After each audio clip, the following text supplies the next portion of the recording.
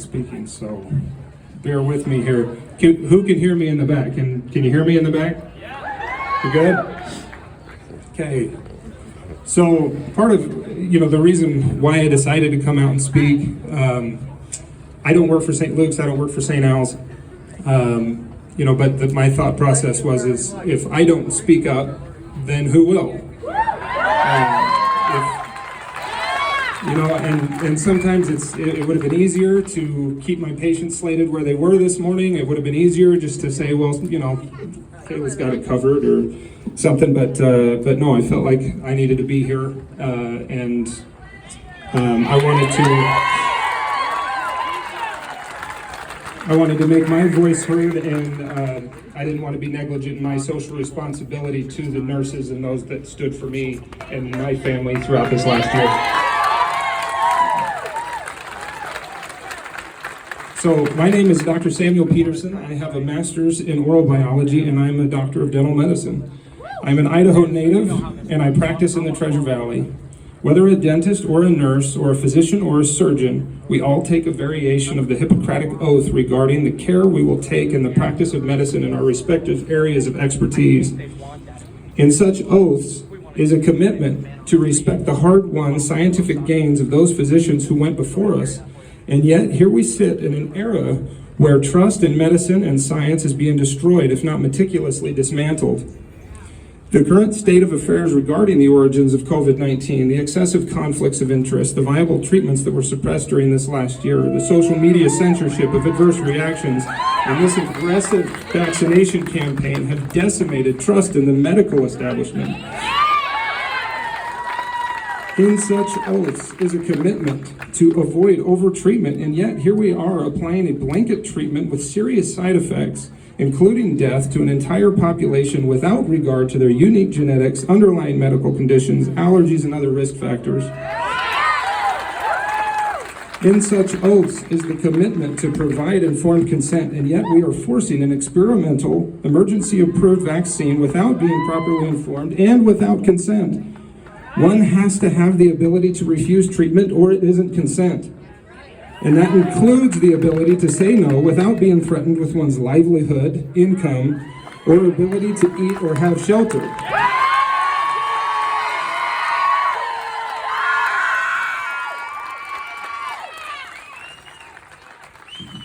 A rapist who threatens the life of their victim to obtain compliance is still a rapist. And that victim, a rapist who threatens the life of their victim to obtain compliance is still a rapist. The victim was not given consent. Why is it any different here? In such oaths is a commitment to respect the health privacy of patients, and yet in these instances, the employees are the patients, and their private health information is being broadcast to the entirety of their colleagues and their community at large, as they very publicly retain their employment or not. One's private medical information should not be the subject of public debate. The very reason why health information is protected by the law to begin with is to avoid situations where their health status could compromise their employment or bring them undue shame in their community. In such oaths is the commitment to admit when you don't know the answer. And yet, without proper due diligence and safety data, we are administering unknowns to both patient and healthcare provider as the data continues to come in. And the data coming in is alarming at best. Recently renowned expert Dr. Peter McCullough, the most published doctor on the subject of COVID-19 in the United States, who was in full support of the vaccine initially, is now speaking out against it because the new data has shown that risk factors of the vaccine are too great to ignore. There are countless medical professionals coming out with similar warnings. What do they have to gain by speaking out? If such a large percentage of healthcare workers across the country still hesitate to get the vaccine, shouldn't that be a red flag to the general public? Who on this planet could possibly make a better educated decision about the vaccine than those trained by the best medical system in the world and who are taught to objectively look at data and practice evidence-based medicine.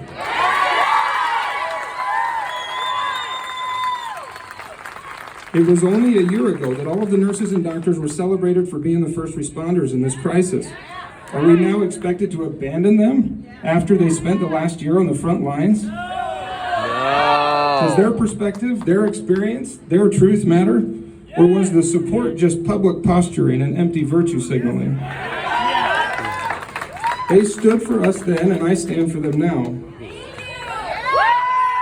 The most important commitment in such oaths is not to play God in matters of life and death, and to treat these matters with great humbleness and awareness of our own frailty. And yet, with incredible arrogance, those in charge of these medical institutions are playing God by colluding and then coercing medical professionals against their medical training and judgment to take a drug that may or may not maim or kill them.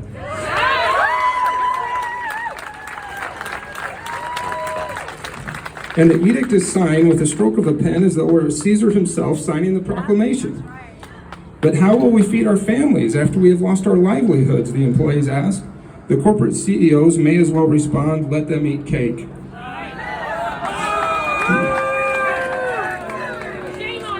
It appears to me that there are those at the top of these organizations that have forgotten their oaths. It is time that they be reminded.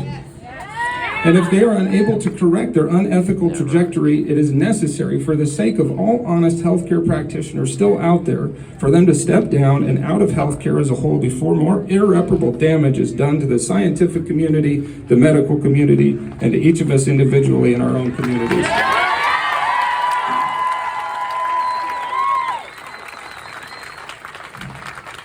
Author Charles Mackay said, "Men, it has well been said, think in herds. It will be seen that they go mad in herds, while they only recover their senses slowly and one by one. As a human herd, we have collectively lost our minds. I stand here today as an individual with nothing to gain by being here and literally everything to lose. I stand here as an individual calling on the herd to come to your senses. I stand here as a simple man with a simple message to the legislature.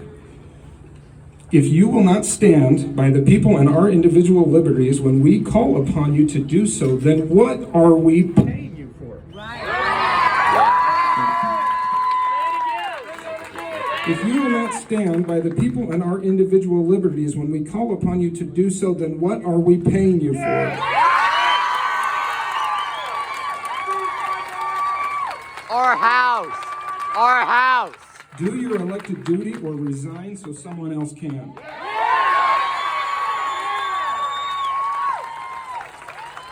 Some of our legislators have opined that more government is not the solution and that the mandate is between employers and employees. Funny, you weren't saying that last year as you enjoyed your newly acquired emergency powers and all the federal money that came with it.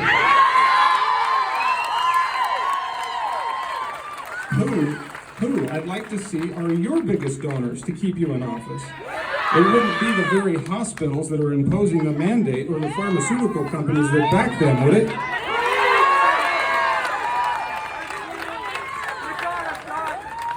In America, we have always believed in free enterprise, but having your own private company is not the same as having your own autonomous zone.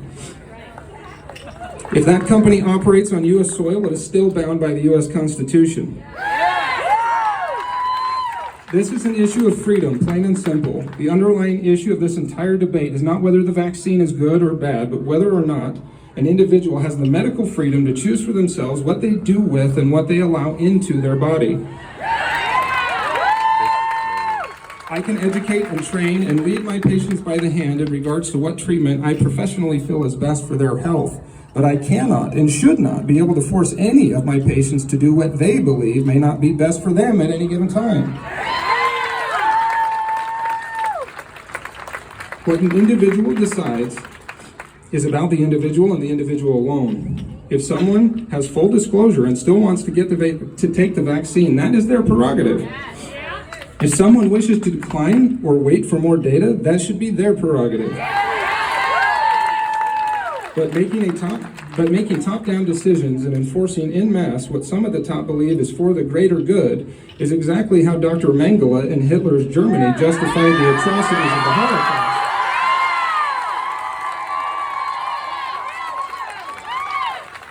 And all else that transpired on the long, dark road to Nuremberg.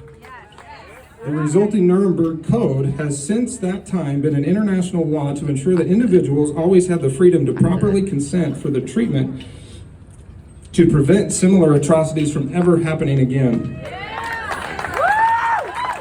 If a government or corporation working in conjunction with the government can invade the private individual autonomy of the human body and force people to take an experimental drug against their will, then they are not free. To the Idaho legislators, to the hospital executives, and to anyone that may be listening to anything I have to say today, I ask you simply this: do you stand on the side of freedom or not? Stop the mandate.